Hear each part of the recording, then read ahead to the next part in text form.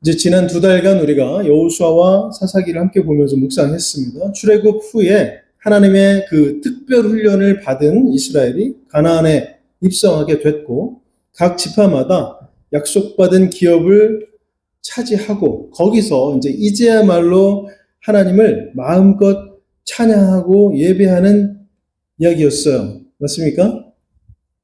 아니죠. 아닙니다. 과정으로 보자면 그렇게 되는 게 너무나 당연하고 자연스러운 흐름인데, 우리가 뭐 드라마나 영화나 이런 거 보면 다 그렇잖아요. 고난과 역경을 겪으면서 주인공이 성장하게 되고, 그 다음에는 결국 마지막에 가서 해피엔딩으로 끝나는 그런 전개가 일반적으로 그렇게 되는 거잖아요. 그러나 이 안타깝게도 이스라엘은 전혀 그렇지가 못했습니다. 그들은 훈련의 과정을 겪으면서도 마치 다시 처음으로 돌아간 것 같은 그런 모습을 여러 차례 보여주고 있죠.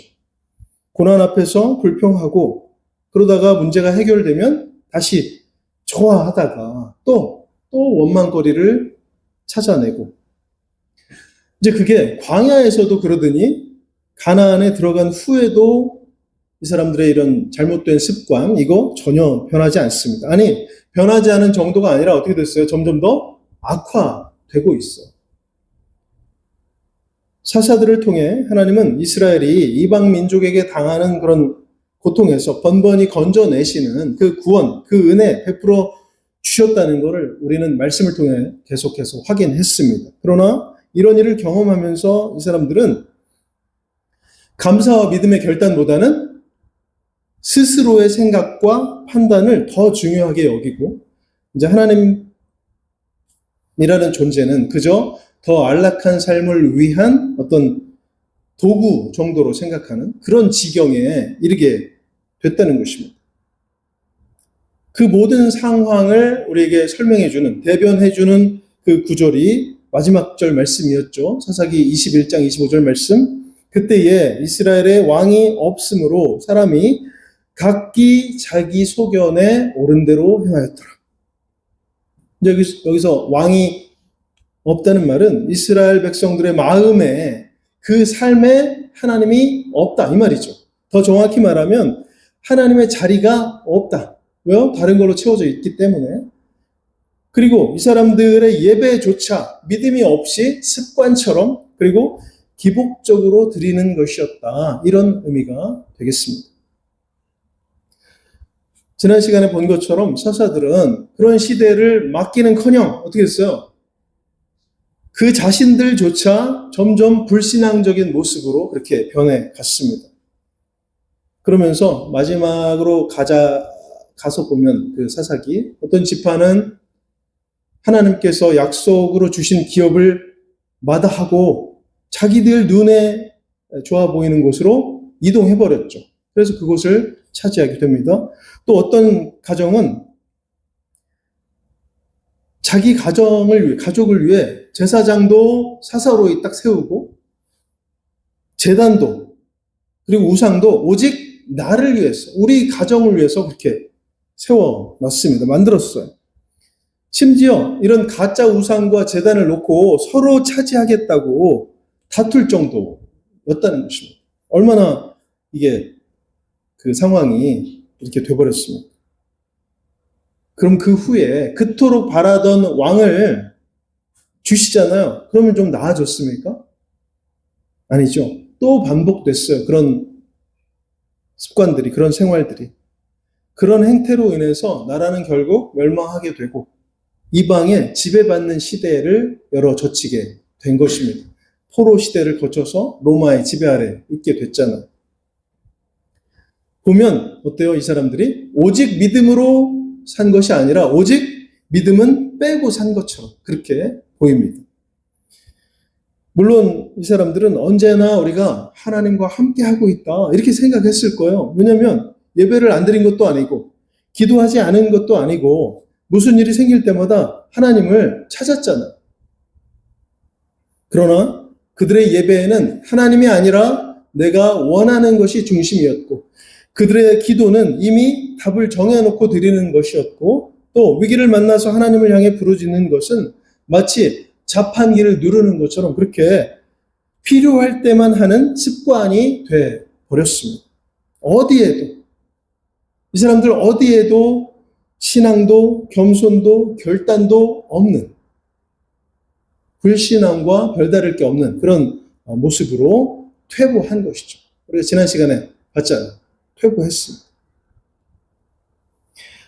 하나님께서 자기들을 긍휼히 여기셔서 주신 그 승리와 평안을 나의 믿음 때문에 주신 것이라고 이렇게 오해한 것이죠. 그런 오해는 잠시의 기쁨 후에 오는 아주 깊은 영적 침체를 만나게 했습니다.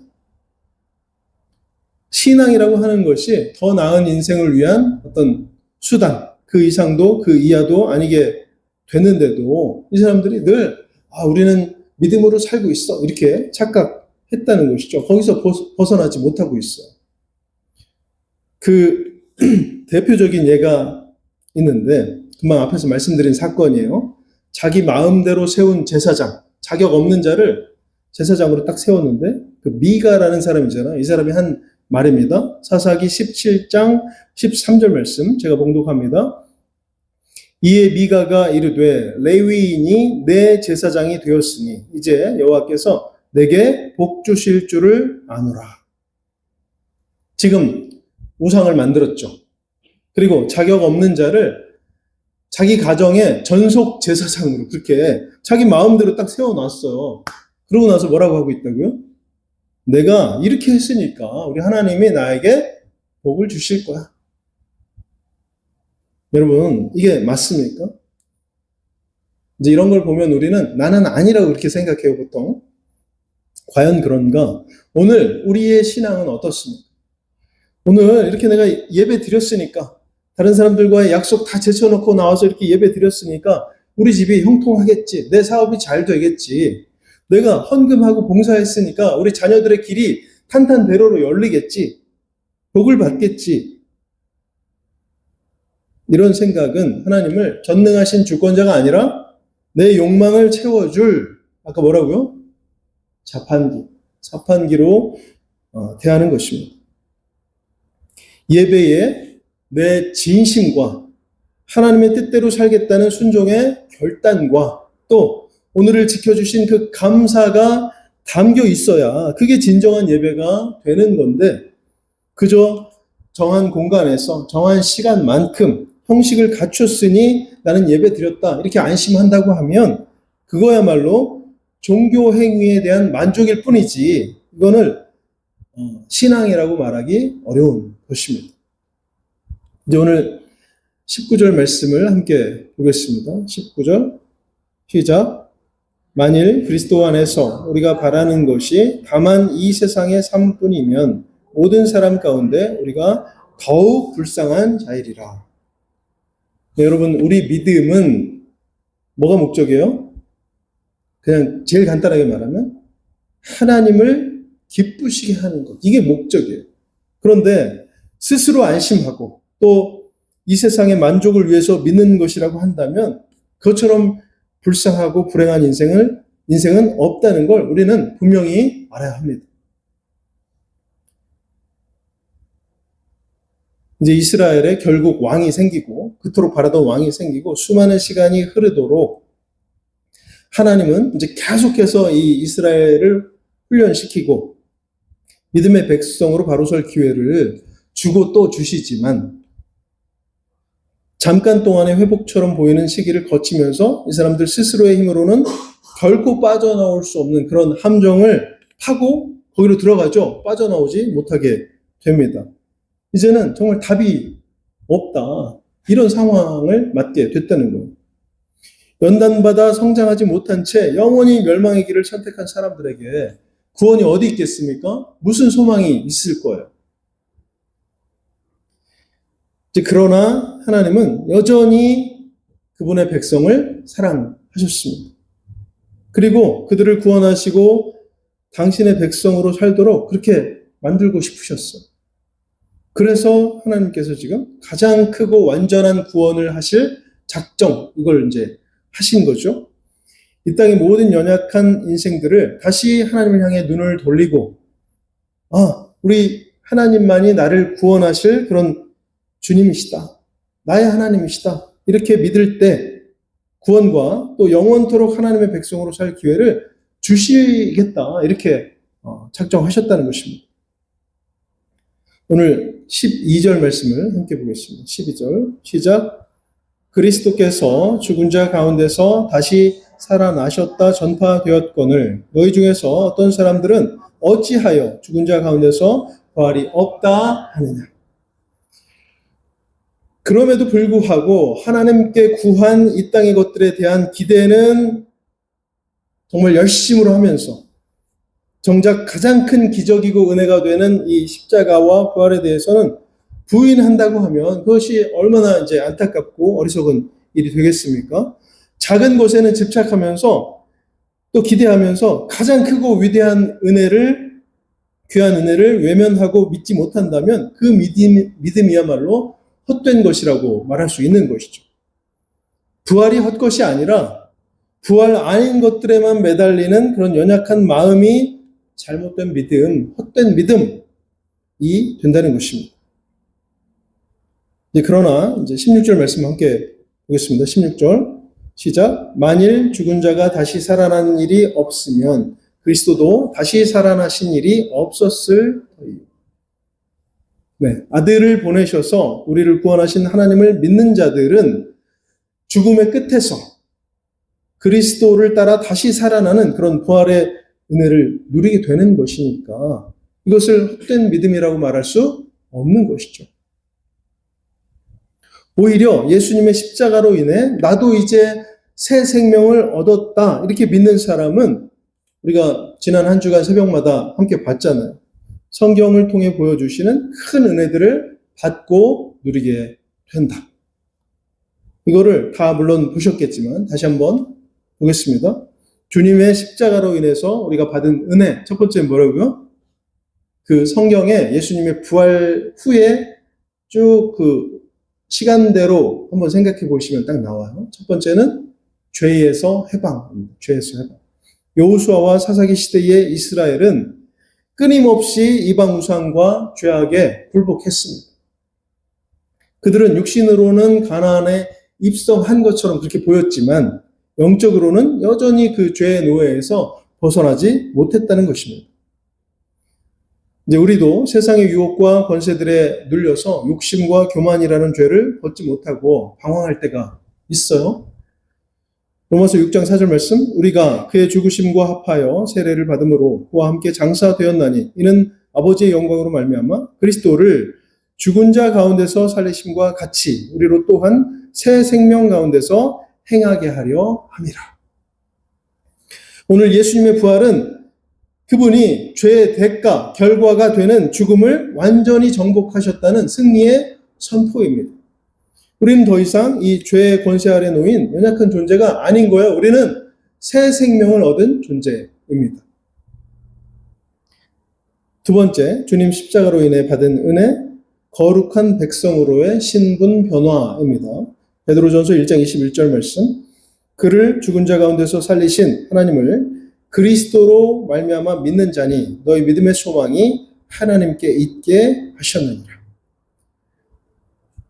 사사기 백성들은 하나님을 왕으로 모시지 않고 자기 소견대로 행하면서 스스로 마치 버려진 자녀, 방치된 고아처럼 그렇게 살았습니다. 그러나 부활은 우리를 어둠의 자녀에서 하나님의 자녀로 그렇게 바꾸어 놓았습니다.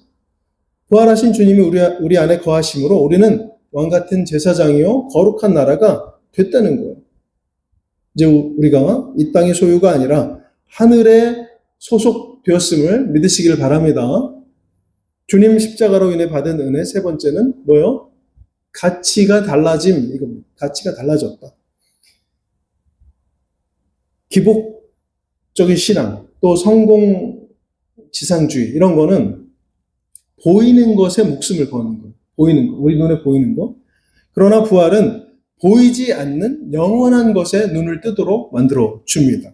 썩어질 물질이 아니라 영원한 하늘의 가치를 보게 한다는 것이죠. 골로새서 3장 1절 말씀, 그러므로 너희가 그리스도와 함께 다시 살리심을 받았으면 위의 것을 찾으라. 거기는 그리스도께서 하나님 우편에 앉아 계시느니라. 주님께서 사망을 이기고 살아나셨기 때문에 우리는 더 이상 이 땅의 것들, 이 땅의 작은 것들에 집착하지 않습니다. 부활의 신앙은 우리의 가치관을 소유에서 존재로, 성공에서 사명으로 그렇게 바꾸어 준 것입니다. 주님 십자가로 인해 받은 은혜. 네 번째는 가치가 달라지면 이제는 어떻게 돼요? 예배가 기쁨이 되는 거예요. 예배의 기쁨입니다. 형식적인 제사에 갇혀 있던 이스라엘 백성들에게 있어서 그 예배는, 제사는 뭐였어요? 의무였고 두려움이었습니다. 그러나 부활하신 주님을 만난 성도에게 있어서 예배는 뭐예요? 살아있는 축제가 되는 것이죠. 우리는 죽은 우상을 기리는 것이 아니라 살아계신 주님을 경배하는 거잖아요. 예배는 매주일 부활하신 주님과 연결돼서 우리 영혼을 새롭게 만드는 그런 놀라운 은혜의 시간이다. 우리가 기억할 수 있기를 바랍니다. 사도행전 2장 46절 말씀, 우리가 잘 아는 말씀인데 날마다 마음을 같이하여 성전에 모이기를 힘쓰고 집에서 떡을 떼며 기쁨과 순전한 마음으로 음식을 먹고. 이 초대교회 성도들이 부활의 기쁨 속에 모여서 예배 드린 것처럼 우리도 늘 이 기쁨을 가지고 예배하면서 우리 주님께서 주시는 평안 속으로 들어가는 성도 될 수 있기를 바랍니다. 주님 십자가로 인해서 받은 은혜. 다섯 번째는 이제 예배의 기쁨을 누렸잖아요. 그럼 어떻게 돼 이제? 주님과 동행, 예수 그리스도와 동행. 이스라엘은 하나님이 멀리 계신 것처럼 그렇게 여겨서 자신들 눈앞에 무엇을 만들어 놨어요? 우상을 딱 만들어 놨어요. 거기서부터 죄가 자라게 되는 것이죠. 그러나 부활하신 주님께서는 시공간을 초월해서 언제나 우리 곁에 계십니다. 부활하신 예수님, 성령을 통해서 우리와 늘 동행하신다는 거예요. 외롭고 고단한 인생길이 아니라 만왕의 왕과 함께, 만주의 주와 함께 걷는 영광스러운 행진 우리가 하는 것입니다. 마태복음 28장 20절 말씀, 볼지어다 내가 세상 끝날까지 너희와 항상 함께 있으리라. 우리 주님이 나와 동행하심, 가장 큰 은혜요 복인 것을 잊지 않는 우리가 될 수 있길 바랍니다. 마지막, 주님 십자가로 인해 받은 은혜, 뭐요? 이제 다 살았어, 우리가. 이제는 남은 거 뭡니까? 천국 소망, 천국 소망. 사사기의 그 혼란한 상태는 사실은 천국의 확신이 없기 때문에 일어난 것이죠. 현실에만 집착하고 있기 때문에 일어난 그런 일입니다. 희미한 그 신앙은 결국 이 땅에 대한 집착만 남도록 그렇게 만들었고 그들을 혼란 속에서 빠져나오지 못하도록 그렇게 한 것입니다. 그러나 오늘 우리는, 성도는 죽음 너머의 영광을 보는 것입니다. 베드로전서 1장 3절 4절 말씀, 그의 많으신 긍휼대로 예수 그리스도를 죽은 자 가운데서 부활하게 하심으로 말미암아 우리를 거듭나게 하사 산 소망이 있게 하시며 썩지 않고 더럽지 않고 쇠하지 아니하는 유업을 잊게 하시는. 예수님은 부활의 첫 열매시잖아요. 이 말은 무슨 말이에요? 그 다음 열매도 있다는 거잖아요. 그게 누구예요? 바로 우리 성도. 이 땅의 고난과 질병, 죽음조차 우리를 꺾을 수 없는 이유는 썩지 않고 더럽지 않고 쇠하지 아니하는 기업이 우리에게 이미 약속돼 있기 때문입니다. 우리가 지금 그 천국 소망을 확신하고 있잖아요.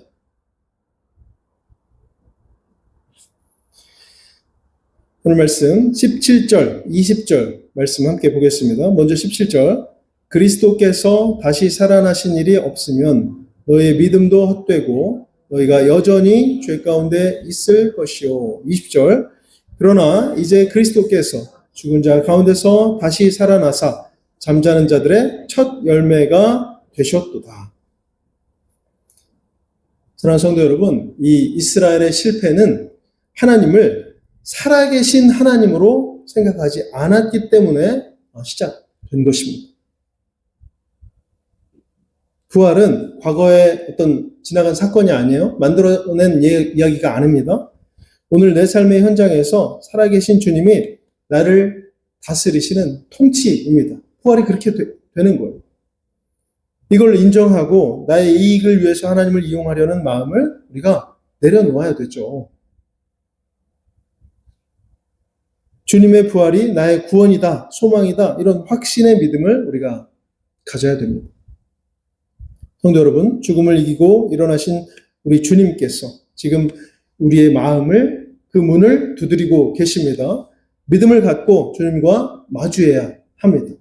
그때 비로소 우리에게 이 수단으로서의 종교가 사라지고 생명으로서의 신앙이 시작될 수 있는 것입니다. 내 어떤 소견이나 기준보다 더 중요한 것, 하나님이 나를 사랑하신다는 그 사실, 그리고 또 구원의 능력이 되시는 예수 그리스도를 우리 하나님께서 그 이유로 이 땅에 보내셨다는 진리, 이것이죠. 우리가 이것을 전적으로 믿을 수 있기를 바랍니다. 그럴 때 진정한 예배를 올려드리는 신앙인으로서 우리가 거듭나게 되는 것입니다. 사라져버릴 헛된 신앙에서 기쁨과 소망이 있는 헛되지 않는 믿음으로 우리가 변화되는 거예요. 부활하신 예수 그리스도를 감사의 마음으로 내 삶에 모셔드리고 부활의 소망을 내 것으로 삼아 결코 헛되지 않은 진짜 믿음을 소유한 성도 우리가 다 될 수 있기를 주님의 이름으로 축원합니다.